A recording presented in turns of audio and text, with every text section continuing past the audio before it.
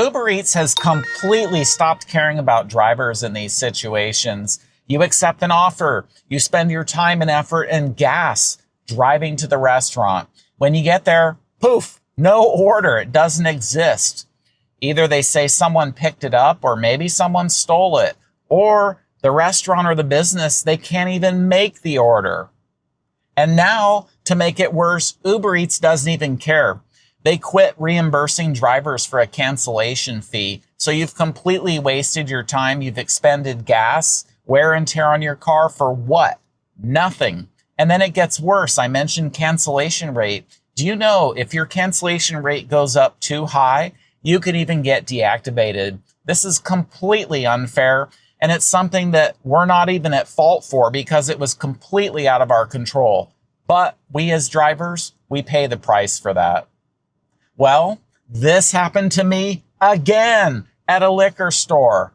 And I'm going to tell you about this horrible experience. And then I do have a surprise because when I talked to that Uber Eats support agent, I told him a specific phrase and then he paid me $4 for my time. So I am excited to share this with you. So in this video, I'm going to share exactly what I told that customer support agent so you can try it for yourself. And you should probably do this before you have to cancel your next order.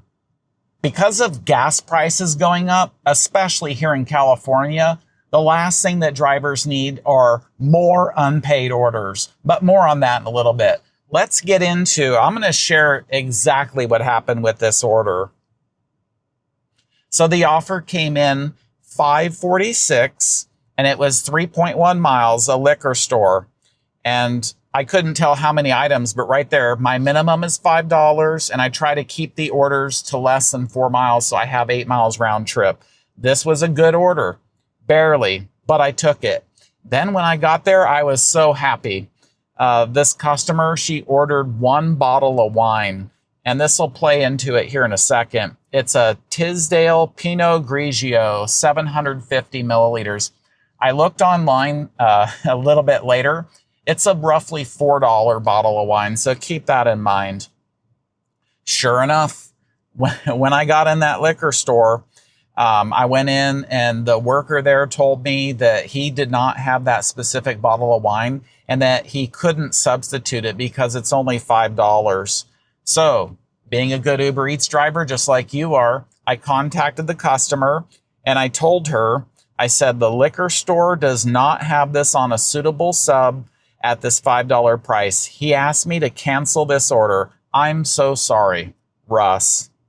So, I never actually heard from her. I contacted support via chat because I was not going to cancel this order.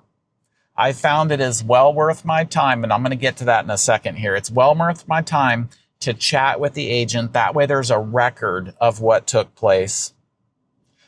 So even though the customer never contacted me, I wanted to give good customer service, and I recommend you do that too because it impacts your tips. So anyway, I thanked the business owner, and then I went out to the car and I started chatting with the customer service agent. And actually, before I share this phrase to use, please share in the comments right now, what is the worst canceled order that you've had?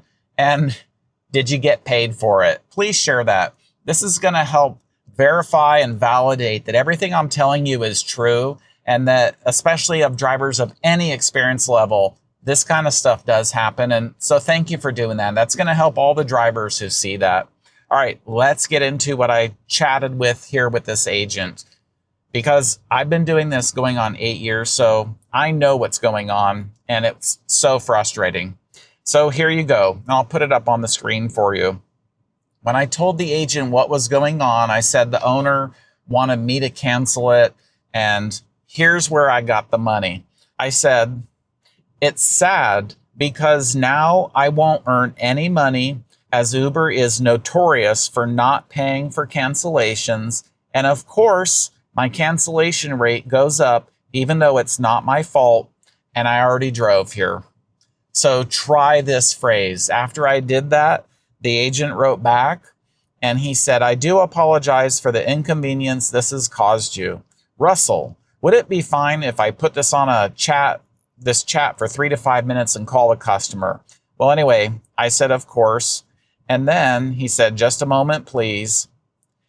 And it said, in this case, I don't have the option to contact the store, Russell. That doesn't make sense. No worries. We will cancel the order in behalf of the store.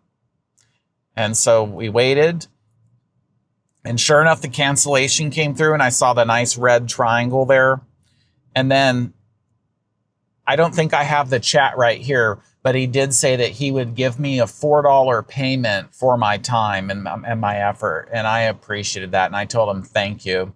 I got out and I looked and my cancellation rate remained at 1%. I thought for sure that was immediately going to go up because it's done that before. And here's the important thing dealing with cancellation rate.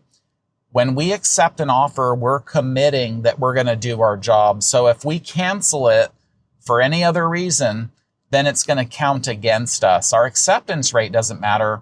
You should never take every offer, only take profitable ones. But when you do take an offer, no matter what, you should finish it unless you have an emergency. So it's so frustrating, and this is going to happen to you.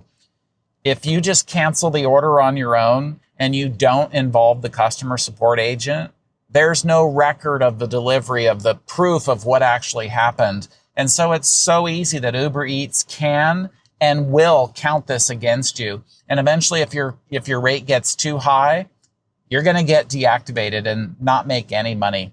So this is why, even though I've already wasted my time for no money and all the effort, I do contact support and I ask them to cancel it, because that way then there's a record of what happened.